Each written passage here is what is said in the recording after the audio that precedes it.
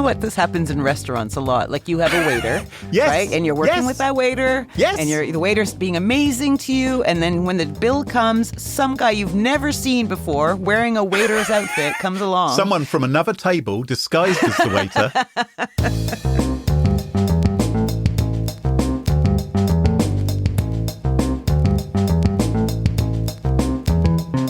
Smashing Security, episode 399, Honey in Hot Water, and Reset Your Devices, with Carole, Theriault and Cluley. Hello, and welcome to Smashing Security, episode 399. My name's Cluley. And I'm Carole Theriault. Happy New Year to you, Carole. Happy New Year to our listeners, and Happy New Year to our special guest who hasn't actually shown up this week because he's ill. So, well, we send him our best. We do. But we definitely have a guest for next week because next week is episode 400. Oh, we're going to have to bring on someone very special for that, aren't we? Yes, very special. You'll have to wait and see, listeners. Yes. And if the very special person drops out, then we won't tell you. You'll just have to assume the person we get in as a backup is the very special person. Yes. Okay. You'll never know. How about we kick this show off? But first, let's thank this week's wonderful sponsors, 1Password and Big ID. It's their support that help us give you this show for free. Now, coming up on today's show, Graham, what do you got? I'm going to be talking all about a honey trap. And I'm going to find out just what's lurking in your drawers. All this and much more coming up on this episode of Smashing Security. Now, chums, I'm not sure if you're aware, but buying things online, bit of a big deal these days. Quite a lot of people do it, don't they? Yeah. I think there's been more online purchases during this holiday season than in-store purchases. And I'm sure we have to thank COVID for that. Well, yeah, there's a lot of things we have to thank COVID for, aren't there? I mean, in fact, I haven't seen you in a while. So buying things online, obviously a really big deal. And everyone's after a bargain. Yes. Everyone's scooting around trying to find the website which is offering the best deal, or maybe somewhere which is offering you free post and packing. It's a bit of a nuisance, isn't it? You can spend hours and hours trying to find the thing you want at the right price. Yeah, I have to admit, I am not one of these deal hunters. I mean, obviously, I don't want to pay over the odds. You know, I don't want to pay stupid money for stuff. But saving £5 for something, for me, is not worth an hour of scouring the web. Yeah, I mean, if you're really strapped, then maybe it is. But I think what's great is if you're able to find, for instance, a promo code or a coupon or something like that. If someone were to give you, Carole, a book full of vouchers, which would give you 10% off, 20% off the thing which you're trying to buy, and you're buying from a reputable site, maybe it's the actual manufacturer's website for whatever this thing is that you're buying, that'd be pretty good, wouldn't it? Remember when there was the Zelda game came out and you gave me a code to go or a place to buy it for something like a little bit cheaper? That's right. And it didn't work the first time, so I did it again and I bought it twice. And a very wonderful listener actually bought one of the versions, so thank you very much for that. But I was just like, why? Why? To save like $10? Why did I listen to Graham again? Why did you listen to Graham? Well, a lot of people, they love to get a bargain. That's true. And there are browser extensions which can help you do this. And one of the most well-known is a browser extension called Honey. Have you heard of Honey? Not the buzz kind, but the browser extension? I'm sure I have, but I've never used it, so I don't know anything about it. Tell me everything. I've never used it either, but I see it promoted all the time. This is a browser extension which, when you're going to the checkout of an online store, will automatically scour its database and fill in that little bit of the form which says, have you got a promo code or have you got a coupon, which can save you some money? And so it looks for it and it puts it in itself. I mean, it sounds like a really brilliant system. So it's like if I were buying some clothes at, say, H&M or wherever, Marks and Spencer's, and, you know, it's £100, and then Honey, it's like a plug-in to my browser, so that it would say, hey, you can put an M&S 15 off, and then I would get a deal or something. That kind of thing? Yeah, and it would put in the promo code itself. So it's a fairly seamless process. So just as you're hidden on checkout, it says, whoa, hang on, would you like to look for coupons? And you click a button, you say, yes, I would. And it goes chug, chug, chug, and it says, oh, I found one. I'll put it in for you. Or, oh, afraid I wasn't able to find one. But you can understand why something like that is really popular. Oh, totally, because loads of people are cash-strapped these days, especially after Christmas, which you'll hear about in my story. But yeah, I think that sounds like a great idea. Sounds like a great idea. And obviously, because this is the Smashing Security podcast, everyone's assuming that this is some kind of scam. But this isn't some flash in the pan. Honey has been around since 2012. 13 years this has been around. It was acquired by PayPal 5 years ago for $4 billion. Wow. And PayPal has a pretty good rep on these things, so that would give it credibility. Totally, yeah. Absolutely. So it's part of the PayPal empire. And over the years, it's been really heavily promoted by influencers on social media. So Honey sponsors YouTubers' videos, their channels. They push it out in front of the faces of millions of people. So if you go to a big YouTube channel, you'll find those guys, those cool people, telling you all about the wonders of Honey, how it saved them hundreds of dollars by filling in these coupons automatically. By the way, this is a free browser plugin. You don't have to pay. There's no subscription. Right. It's all happy news. You just get savings. That's right. Okay. Everyone was really, really happy with Honey. Until last month, when a Kiwi YouTuber called Megalag released a video that blew wide open a huge controversy about Honey. By now, you've probably heard about Honey. You know, the browser extension that saves you money. Do you have Honey installed? What's Honey? Oh, no. Honey. Honey is a free browser extension. Free browser extension. Free browser extension. That automatically applies coupon codes when you check out online. Free money, basically. It's literally free money. It doesn't make sense to not be using this. So what's the catch? There is no catch. Join Honey. Join Honey. Join Honey. Honey. Yeah, I hate to break it to you, but your favorite influencers sold you a lie. Megalag alleges that Honey's browser extension doesn't just insert coupon codes when users bought things online. Okay. He says it also modifies cookies on your computer, changing affiliate links. Now, what does that all mean and why does that matter? Well, imagine you are Linus Sebastian. He's the guy who runs the Linus Tech Tips YouTube channel, a really popular YouTube channel amongst tech people. It has 16 million subscribers. Or if you're Marquez Brownlee, he runs MKBHD. Again, a really popular YouTube channel. He's got 20 million subscribers. If you've ever been on YouTube, you are likely to recognize these guys' faces. They make amazing videos about all the new tech that comes out. They've made thousands of videos. They have had tens of billions of views on their videos. Jealous much? Oh, yes. And because they're so popular, they make a very tidy income through sponsorship. Right. And years ago, along came Honey. You know, da-da-dee-da-da. Hello, Mr. YouTuber, they said. And these YouTubers told their viewers about this free Honey browser extension. They described how amazing it was at saving them money. They recommended it to their viewers and said there's nothing to lose from using this. And Honey became super, super popular. Millions of people use Honey. And if you're a YouTuber, there's a few different ways to make money. If you're a YouTuber like Linus or Marquez, you can get cash from YouTube itself for having ads pop up during the videos, right? We've all seen that and they're very irritating, but you know, they pop up during your video. They can also partner with firms who want them to talk about their products in the form of an in-video host-read ad. Yes. Yeah, a bit like we do ads in the middle of the podcast, right? So they Exactly. It's our voices speaking rather than someone else's voice, and we're endorsing effectively that product when we do that. Yeah. And so they will be there on the screen saying, hey, I'm just interrupting the video to tell you about our sponsor this week, and they will talk about, for instance, Honey. Right. And the other way in which they make money is they have links in their video descriptions which point to the products, the software products, the hardware, whatever it is that they've been making videos about. And most of the times, those links are affiliate links. And so the YouTuber gets a percentage if you enjoy their video and you decide, I'm going to buy that product, and you use the link in their description, right?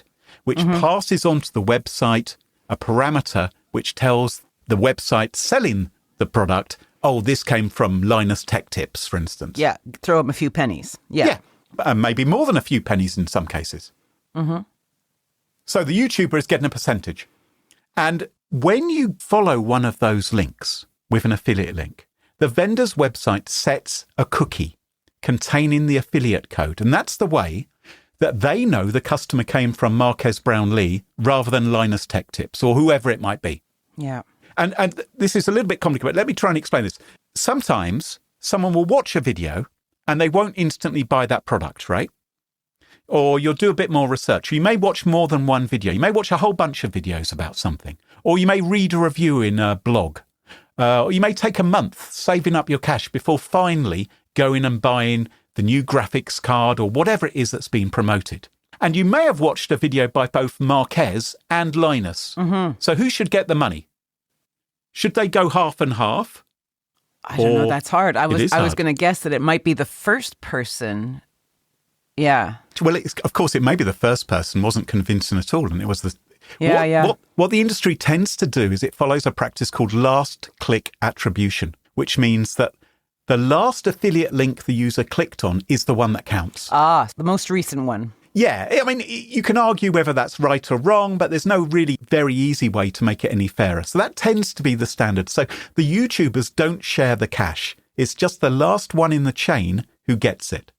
So in other words, I'm coveting this pair of shoes. It's being advertised. They're being advertised everywhere. And finally, the last one I see, I say, okay, I'll buy them. They're the ones who get the kickback. Yeah. And if they click through on your link, even if they previously clicked through on someone else's link, Carole, and didn't go through the purchase, the fact that you were the latest one to send them there, you're the one who gets the cash. Gotcha. And obviously, if the user making the purchase has got Honey installed in their browser, then a coupon might be applied, which means obviously the YouTuber gets a little bit less because maybe there's 10% off than they would have done if the user had paid full price. But, you know, it's all fair in love and war, right? And here's the thing. What Honey does is it jumps in, as I said, at the end of the checkout process to look for a coupon code after the YouTuber's video has been watched, just as the purchase is about to be made. And what Megalag discovered is that Honey changes the cookie. So rather than it still containing an affiliate code for Linus Tech Tips or Marques Brownlee or Carole Theriault or whoever it is, it now uses Honey's code. Stealing money, effectively, from all these other people. Oh. Who gets the affiliate money? It's very sneaky. It's very sneaky. And who do you think is pissed off about this? Everybody. Well, in particular, the YouTubers, because they're not earning any money from those video links. So they've gone to the effort of making a video about a product. They've got the link. Their supporters of the videos have clicked on the links in the description only for Honey to skim off the cash. And surely it's not just YouTubers. Surely it's any service. Absolutely right. So anyone, it's not just the big guys. You don't have to have a big YouTube channel. You could have a blog. You could have a podcast, whatever it is. Anyone who's hoping to get some affiliate cash will find it has been swiped from under their nose at the last minute. I feel more sorry for the smaller ones, smaller people trying to make a buck than the big ass YouTubers that are going, oh, wow, I only saw 100 grand this month. So sorry. Sorry, guys. I'm not saying it's fair. It's just, you know. Now, in Megalag's video, he describes it like this. He says, imagine you walk into a TV shop and there's a helpful salesman there. He answers all your questions. You agree on what you want to buy and at what price. You've thought, this is the TV for me. And he tells you, go to the checkout. He says, take this coupon with you, which basically has my name on it, and I will earn a little bit of commission. Tell him Mark sold it to you. Right. Yeah. But just as you are about to pay at the checkout, another salesman jumps in, rips the coupon out of your hands and replaces it with one with his name on it. You know what? Can I just digress slightly? This is a bit like if this happens in restaurants a lot. Like you have a waiter, right? And you're working with that waiter. Yes. And the waiter's being amazing to you. And then when the bill comes, some guy you've never seen before wearing a waiter's outfit comes along and takes the tip and all the money. And you're like, Someone from another table disguised as the waiter. Or sometimes it can be the manager of the restaurant, isn't it? Who wants to pocket it. It's hardly going to be popular with colleagues, is it? If someone is stealing your commission. No, it's icky. It's definitely icky. It really is. Mm-hmm. So maybe you don't care about this. Maybe you think, well, at least I'm getting money off. I've got a coupon. Honey's doing its job. I'm saving money. I don't care about the salesman. You should care about the salesman, but maybe you're thinking you don't. But it gets worse than that because Honey does this even when it can't find a coupon for you. So it says, I'll look for a coupon. And when it fails and doesn't insert one because it says, oh, there's nothing around, So even when there's no discount for it to plug into your checkout form, it still grabs the commission, stealing it from someone else. This has moved from icky to outrageous. And then it gets even worse than that. I don't know, have a bigger word than that. I don't know. Okay, I'll think while you're talking. Because it turns out that Honey doesn't always offer you the best deal anyway. Even though it claims, oh, we've got the greatest database of all of the coupon codes in the world, it turns out that companies who sell products, surprise, surprise, don't always want all of their customers benefiting from the biggest discounts available. And so you as a business can partner up with Honey so it doesn't offer the 20% discount code. They can say to Honey, look, yeah, there is a 20% discount code, but could you just offer the 5% one instead? And Honey will do that. So it's done deals with companies. It's working in cahoots with them, not to get you the best deal possible, but to get the best deal for Honey and the companies it works with. Yeah, and they're taking advantage of our laziness effectively by using this plugin to do this rather than go search the code out ourselves. Right. Now, I would say, and I think you were going to come up with a word to describe this. I was just going to say underhand. Shit, right. Now, this is what occurred to me. If there was some rogue browser extension which was messing with affiliate links like this to benefit its creators financially, we'd be asking why the cops aren't investigating, right? Because this sounds like the kind of thing cyber criminals and fraudsters do, doesn't it? So how is it possibly right that a company owned by PayPal is doing this and has been doing it for over a decade? Because it's in their T's and C's. Am I right? Well, I don't know. PayPal says, they've released a statement saying we follow industry rules and practices, including last click attribution. Well, I don't think deliberately removing all traces of original links that led a user to a product and replacing them with its own affiliate ID is an industry standard. And surprise, surprise, other people are pretty pissed off with this as well. Not only the influencers, not only the YouTubers who've obviously been working with Honey in the past, now Honey's getting rather a bad name, but there's also now a class action which has been launched against PayPal. So now it'll be the lawyers getting rich, I imagine, claiming that hundreds and hundreds of millions of people have been scammed through this. Yeah, I smell class action suit here. Yeah, that's what's happened. That's what's happened. So my advice, don't install extensions like Honey on your computer. It doesn't guarantee you're going to find the best coupons. And you may be putting YouTubers out of pocket. If you really want to find a deal, you may be better off, as you said, Carole, searching yourself. Yeah, but even that can be risky, so don't listen to me ever, people. Well, dig around for Honey, you may get stung. Maybe I could have thought of a better pun at that point. I'll work on it. Carole, what have you got for us this week? So, a number of very fortunate people this past holiday were thrilled to be gifted a brand new device for Christmas. Like a friend of the show, who shall remain nameless, was telling me how he bought both his children the latest iPads for Crimbo, put them in their stockings. And I was like, can you adopt me, please? Yeah, kind dad.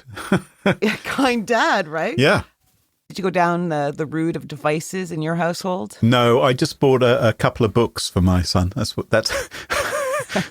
Love you, Dad. A bit of rip-off Lego. It wasn't even real Lego. It was sort of Chinese knockoff Lego is what he got. My other half didn't even get his present yet. I know, how bad is that, right? The thing is like if I buy something for him and he's not there to vet it, it ends up in the back of the cupboard, never to be seen again. Yeah. So I know what I want to get him. I just need him to choose it when we get there. Yeah, my wife and I, we don't do presents because we figure it's going to end in disappointment. So we'll just be nice to each other instead. Exactly. But I wanted to look at how much we as a collective spent on devices this past holiday. So in the USA, 1 in 5 said they dreamed of finding a new device in their stocking. And now we're talking, when I say devices, we're talking like gaming consoles, mobile handsets, computers, tablets, all that kind of stuff. Okay, technology. Tech, yeah. Yeah. But so's a washing machine, right? So. Oh, yeah. Okay. So, yeah, sort of entertainment, tech and mobile device. Yeah. Okay. And these aren't cheap gifts. No. Holiday shoppers tend to spend more on electronics than they do in any other gift category. An estimated $55 billion is expected to have been spent on electronics in the U.S. during the recent holiday, says Capital One. $55 billion on electronics. I can't believe that. I wonder what that works out to per adult. Yeah. Well, I'd throw it 350 million. You do the maths while I continue talking. Oh. In the UK, more than a quarter of adults were planning to treat themselves or a loved one to a new device this Christmas, is according to the Information Commissioner's Office, the ICO. So that's 1 in 4. Mm-hmm. All this to say that there was a lot of devices that had been bought, wrapped up, and gifted this past season. And the question that occurred to me when I read this is, what's going on with all the retired tech? Like, most people who are receiving a new phone or new tablet or new computer most likely already have one of these devices, right? Yeah, good point. Yep. So what do we do with these devices? Actually, what do you do? Oh, What do you? You have had loads of electronics through your lifetime. I've just done this just recently, actually. Okay. Which is that I sold an old computer. Excellent.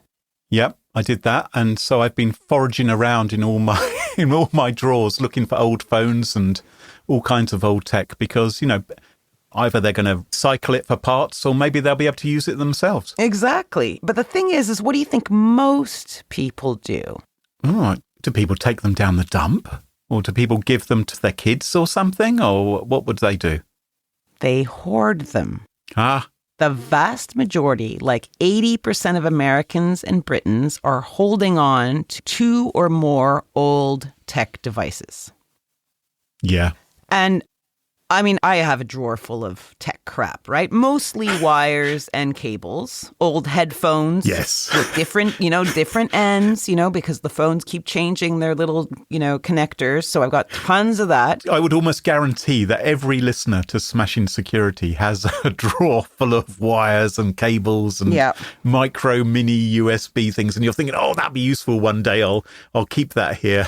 Or you can't even be bothered to untangle the rats, like a king rat. What's that called when all the rats' tails get kind of combined together? I think it's called a king rat. But anyway, it's like this huge monstrosity of tangle of stuff. Yep. And you just close the drawer. Like a family member of mine passed away in December and we've been going through all this stuff. The amount of tech this person has been hoarding would blow your mind. We found at least 3 brand new Rokus. Haven't even been open. Oh, golly. Like tons and tons and tons of stuff. There's like a single room full of old computers and tablets and phones and cameras and all their power supplies and cables and whatnot. And it's really just overwhelming. It's overwhelming to go through and to decide what's useful and what's not. Yeah. So, okay, so I can understand we do that because, hey, we're excited about the new device. Like, who cares about the old one? Throw it in the drawer, forget about it.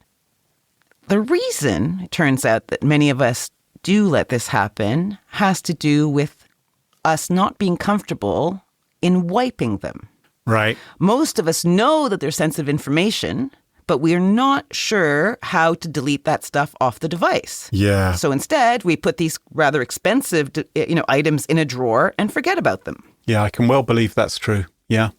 Yeah, but the ICO's recent figure says that 30% of adults simply don't know how to wipe their personal information from old devices or tech products. And I'm going to guess that's similar for the US and the rest of the world. And I suppose there's a silver lining here that people recognize that their electronics have sensitive information. So that's a good thing. Yes, in some ways it's encouraging, isn't it? Because you think, they're quite savvy to the fact that, it could be an identity thief's dream to have access to your old hard drive or your old phone if it were unlocked. Yeah.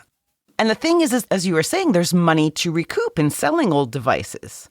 And values can range, obviously, but you could be hoarding a few £100 in your bottom drawer, and a few hundred is, it's something. Oh, yeah. It's certainly not something to be sneezed at, right? So what we want to do with these devices is effectively, to factory reset them, also known as a hard reset. Mm-hmm. And I think once that's done, the phone or the device can be sold or given away to someone in need without having to worry about them having access to your banking or your personal info or your diary or whatever. And in the show notes, I have links to resetting Apple devices, Samsung devices, and Google devices. I think those are the three big ones. Is there any more you can think of that might be useful? Certainly that's good for mobile phones, but there's also, of course, laptops and computers. So you may want instructions for Windows. Yeah, that's a good idea. Yeah. I always forget about Windows because I never use it. Okay, it's been added. And you can find these in the links wherever you found this podcast. But also you can Google, because all these websites, so Samsung, for instance, will have a how to, factory reset your phone. Or Apple will have that for your iPad, your iPhone or your MacBook. And maybe adding hard resetting to our New Year's resolution list might be a good idea. Because one, if you're short on cash, this is a great way to make a few bucks. It's also think about how many people who can't afford these things. And, I've donated all my old phones after I've done a hard reset. I've donated them to people that couldn't afford phones, and they were extremely happy to be able to have one that worked. And it just makes their lives a little bit easier. And also, we're over a week into the new year now, so all the other resolutions that we made at the beginning of the year, it's time to move on from them, isn't it? I think most of those we failed. So make this actually the real resolution. Speak for yourself, Graham. I have a number of resolutions and I am going strong. Oh, well done. So, yes, we'll learn about that. We'll see how long I go. I don't want to tell anyone what they are until I've succeeded at my goal. But either way, all this is better than letting these things rot in the bottom of your drawers. Am I right? Or am I right? I wouldn't want anything rotting in the bottom of my drawers, other than my bottom. Even then, I wouldn't want it to rot. Oh my God. Ads. Sorry.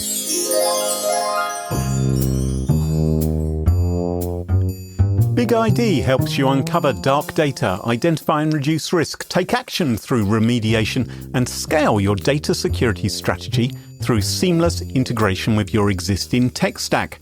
Start protecting your sensitive data wherever your data lives by visiting bigid.com/smashing.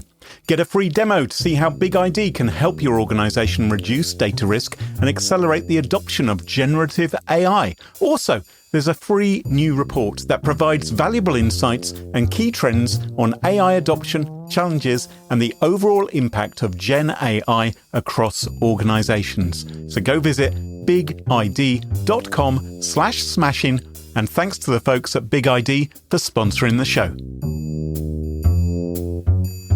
Quick question. Do your end users always, and I mean always without exception, work on company-owned devices and IT-approved apps? I didn't think so. So my next question is, how do you keep your company's data safe when it's sitting on all of those unmanaged apps and devices? Well, 1Password has an answer to this question, and it's called Extended Access Management. 1Password Extended Access Management helps you secure every sign-in for every app on every device, because it solves the problems traditional IAM and MDM can't touch. Go and check it out for yourself at onepassword.com/smashing. That's onepassword.com/smashing. And thanks to the folks at 1Password for supporting the show. And welcome back. And you join us at our favourite part of the show, the part of the show that we like to call Pick of the Week. Pick of the week. Pick of the week. Pick of the Week is the part of the show where everyone chooses something they like. Could be a funny story, a book that they've read, a TV show, a movie, a record, a podcast, a website, or an app. Whatever they wish. It doesn't have to be security related necessarily. Better not be. Well, my Pick of the Week this week, is it security related? It's possibly privacy related. Okay. If it's good, I'll let it go. I think it's pretty good. Okay. So do you remember, before we shut up shop for the end of last year on Smashing Security, I recommended a site called UDM14. Mm-hmm. I think you may have even bookmarked it, Carole. Mm-hmm. I explained how you can add a little parameter onto the end of your Google searches and set it up to happen automatically. So it cuts out all the cruft, all the stuff you don't want, all the ads and all the nuisance. Yes. And this got me thinking a lot about search engines, because I've never been a huge fan of the Google search engine. I feel like it's deteriorated over the years and they've been doing unpleasant things. And I've tried various alternatives to Google. Well, I've come across and I've been messing around with another alternative to the Google search engine. It is called Kagi, Kagi. Okay. And the thing about Kagi is it's not a rebadged version of Google search results or Bing or something like that. And there are other search engines out there, of course. There's DuckDuckGo is very well known. That uses Bing. Start Page uses Google search results. Kagi isn't like that. Kagi has its own search engine, which it's working from. But you pay for Kagi every month. You subscribe to it, which means there aren't any ads, which means that you're in control. And it's got some really nice features. So it can, for instance, summarize web pages for you. It's ad-free. It minimizes any data collection. It avoids tracking you. You can tweak it with your preferences. So when it gives you results, you can say, oh, that's a site I like. So remember to sort of promote that in the search results in future. Or don't ever bother giving me a link to that site because I know it's a load of old rubbish. And so you can set it up like that. It even has a built-in AI. So if you search for something and put a question mark on the end, it will give you a quick answer to the question as well. Have you been using it? I've been using it. And don't worry about, I can't use Google anymore, because you can easily, if you wanted to, you can just prefix your search. So what you do is you can put !G and then your search, and that will use Google to do the search. Or you can go !YT for YouTube or !R for Reddit. And it will search those instead. So it does cost some money. Yeah, I'm checking the prices right now. Yeah, you can try it out for free.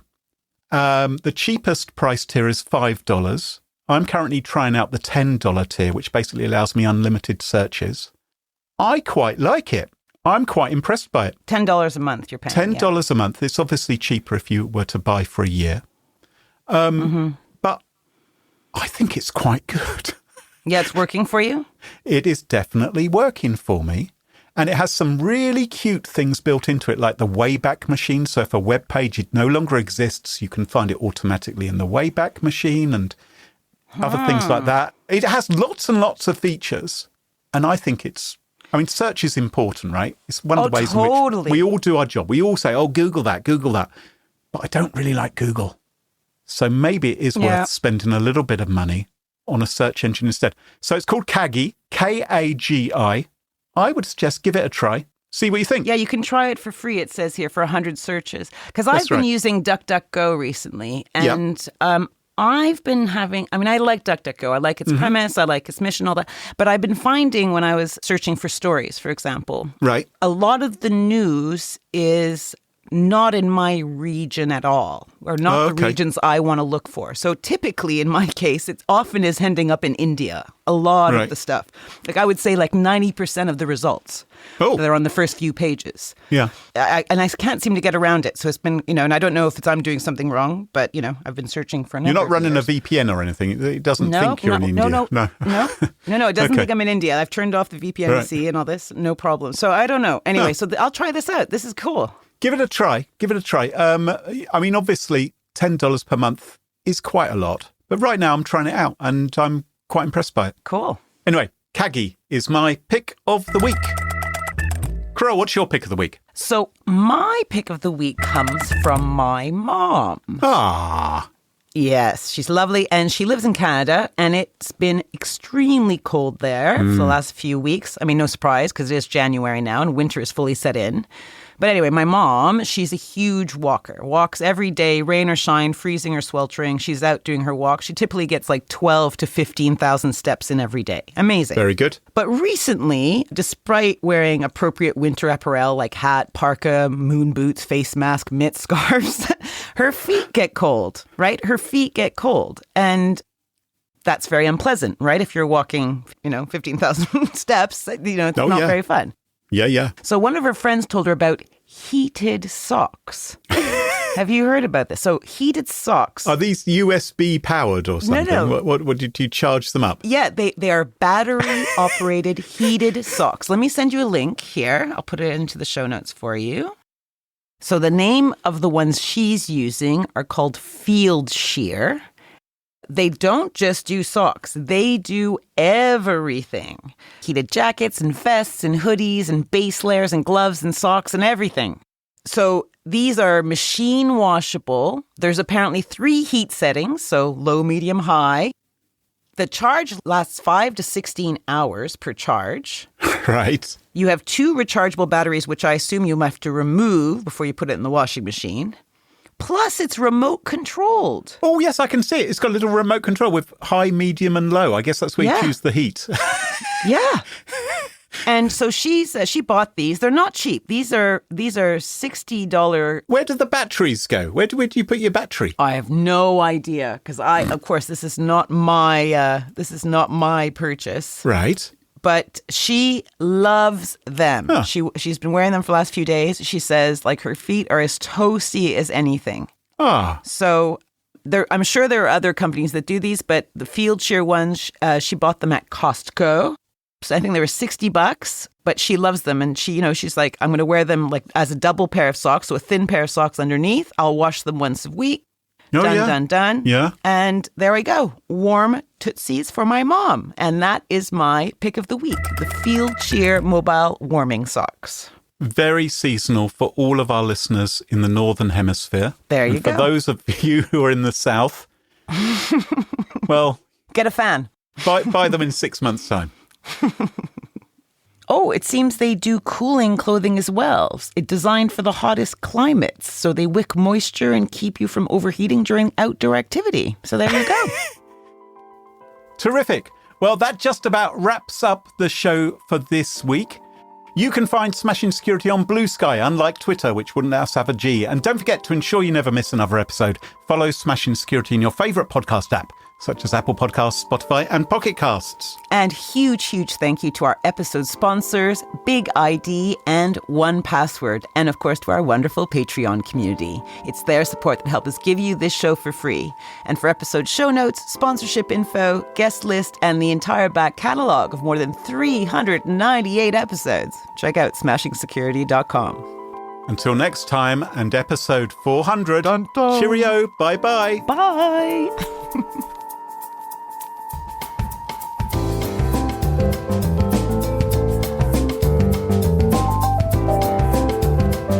You better be good next week. Yeah. We'll blame Bittner if it isn't.